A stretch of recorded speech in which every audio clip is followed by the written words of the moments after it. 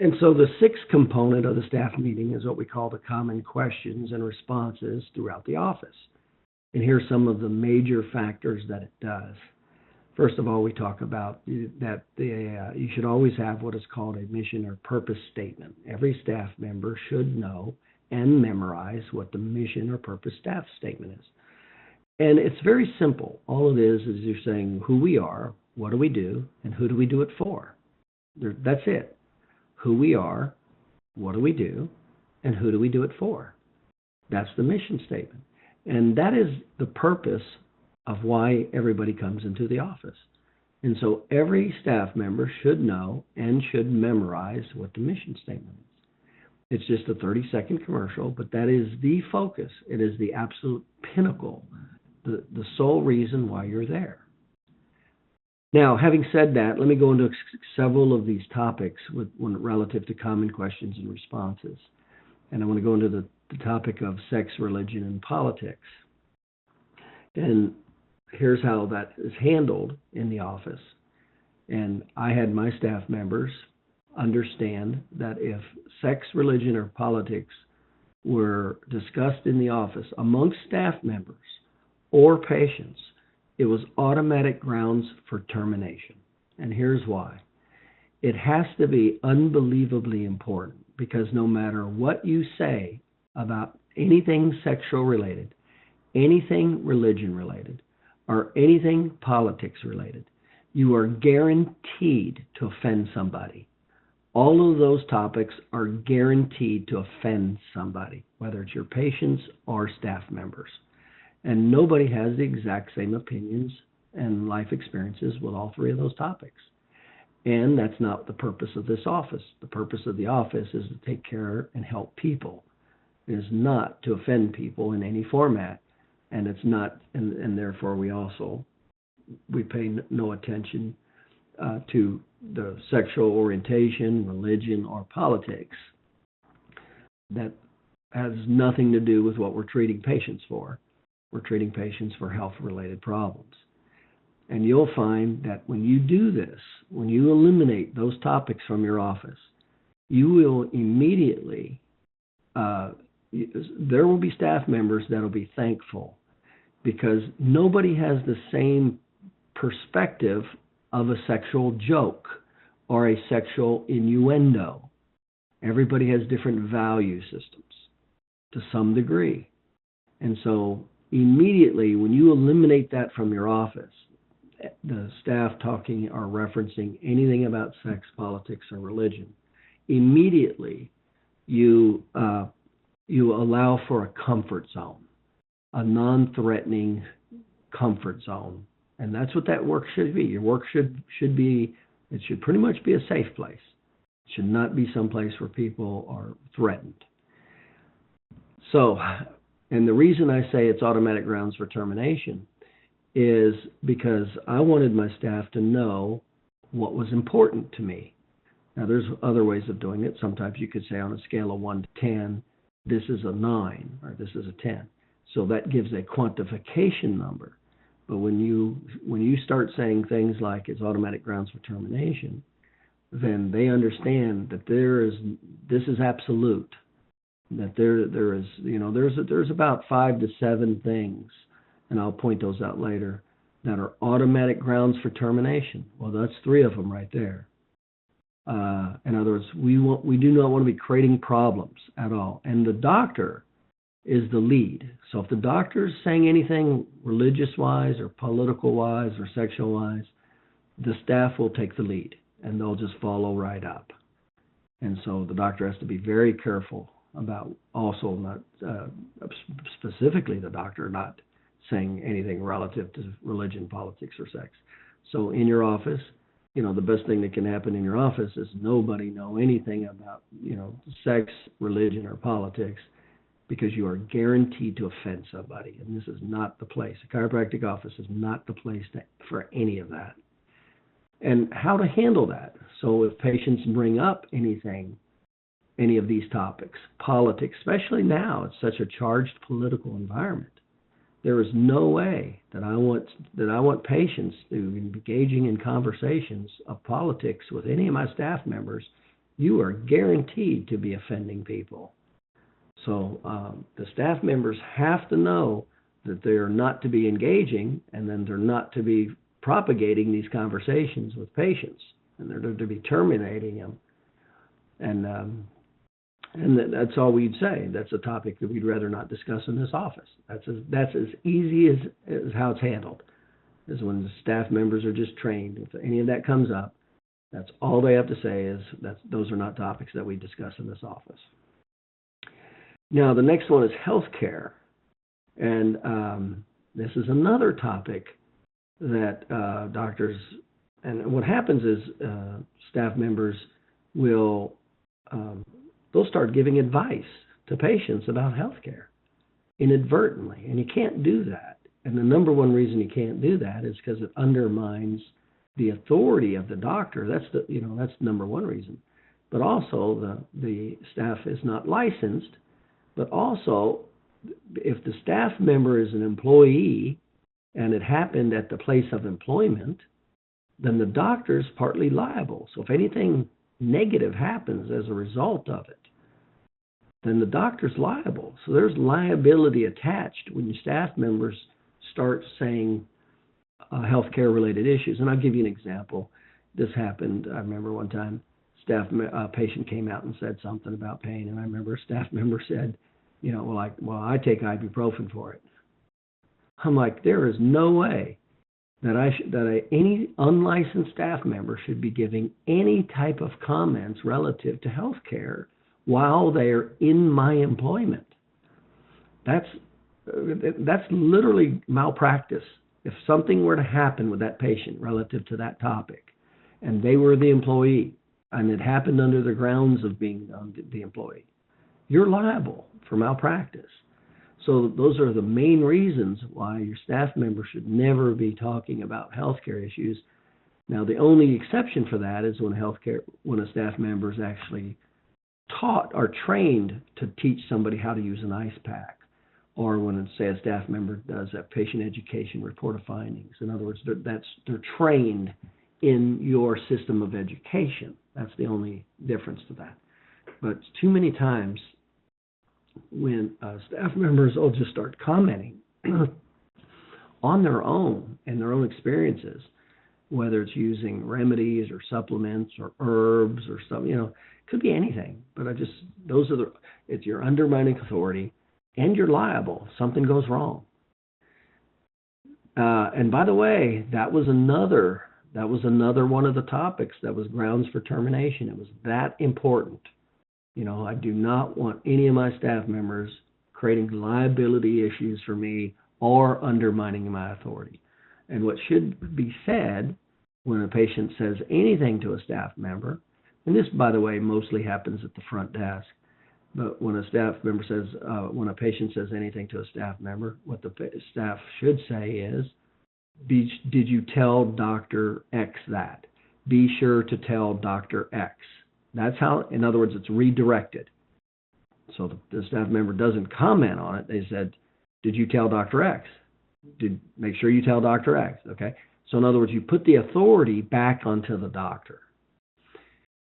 But that was another one of those topics, that was grounds for termination, besides the obvious ones. But sex, religion, politics, healthcare, and the other one, I'll just tell you while we're on the topic, is discussing compensation.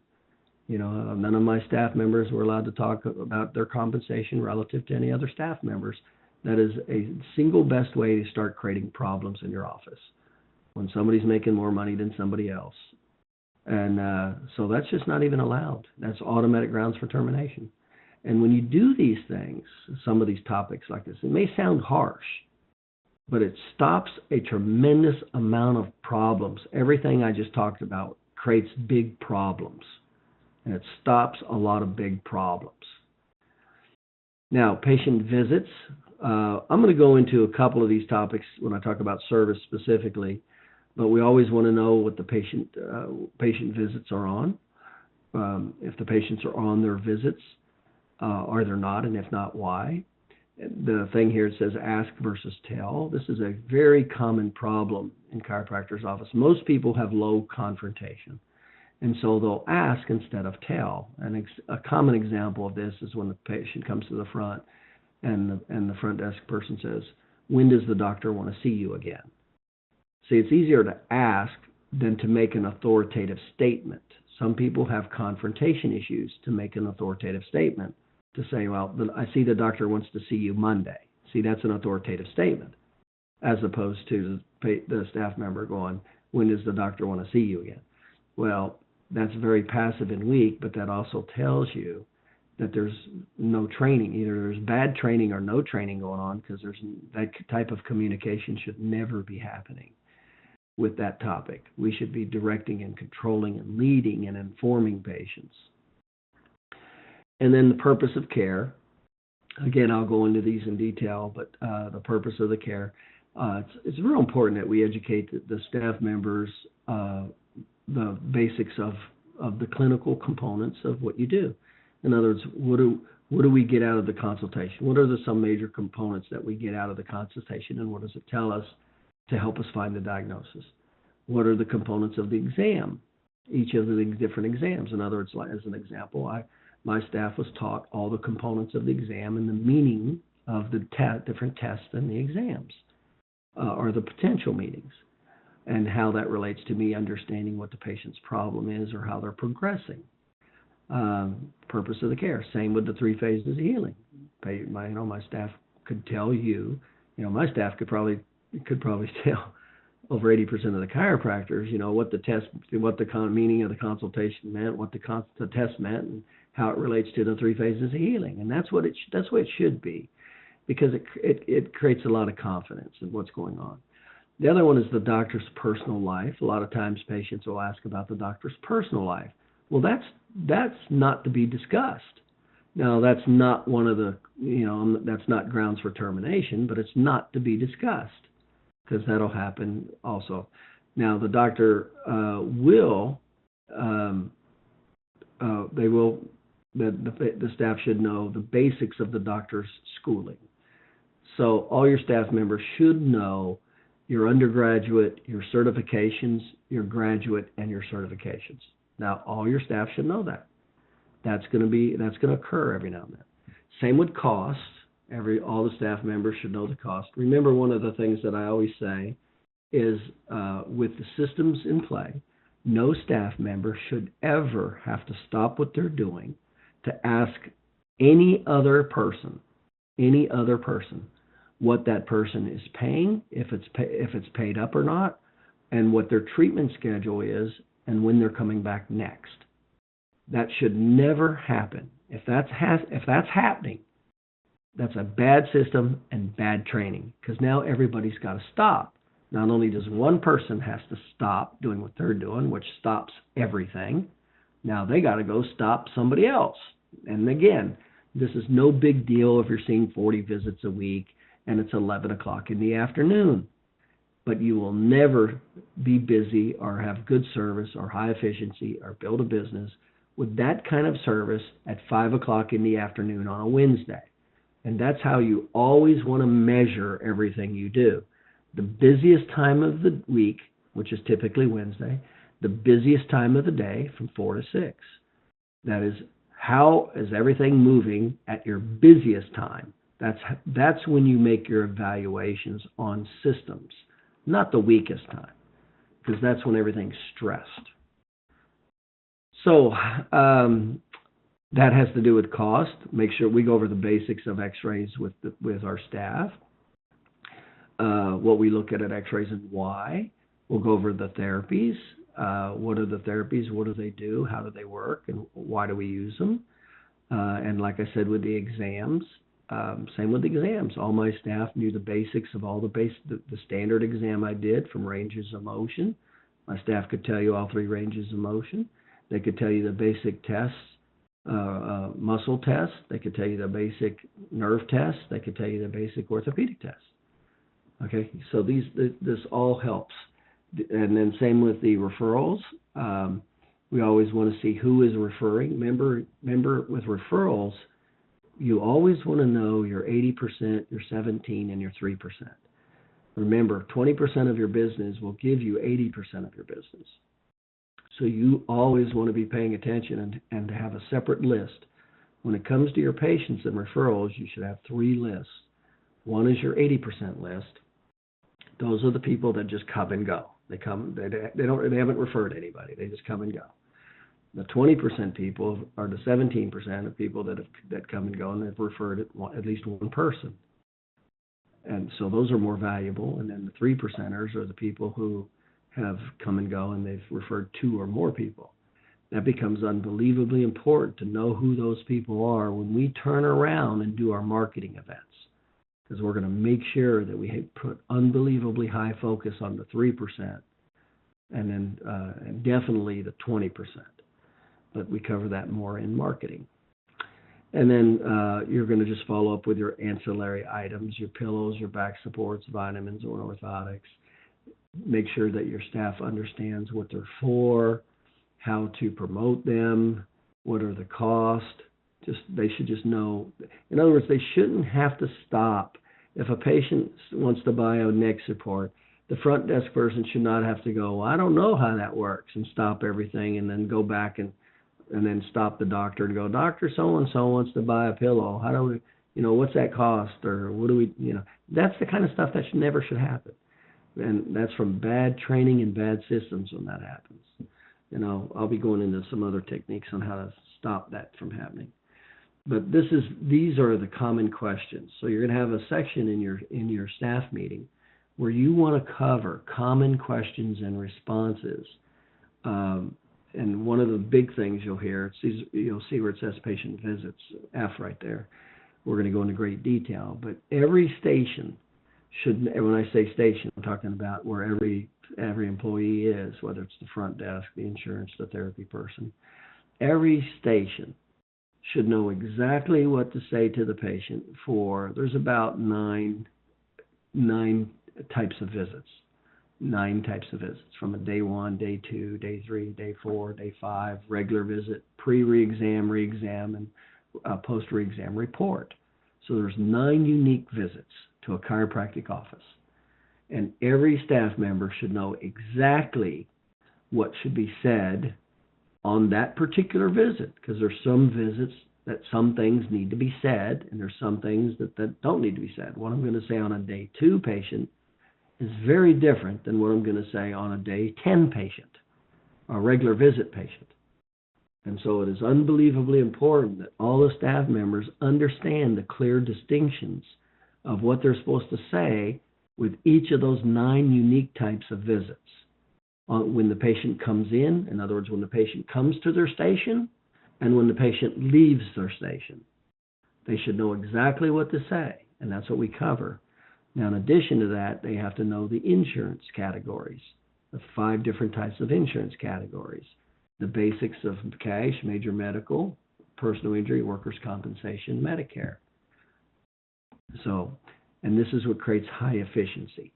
But it is real important that all the staff members should know. It should be choreographed, a total choreographed system from when the person calls in, exactly what happens, from the first time they walk in that door, the exact steps that happen with that front desk person, to the time they go back to the doctor, to the time it goes to the therapist.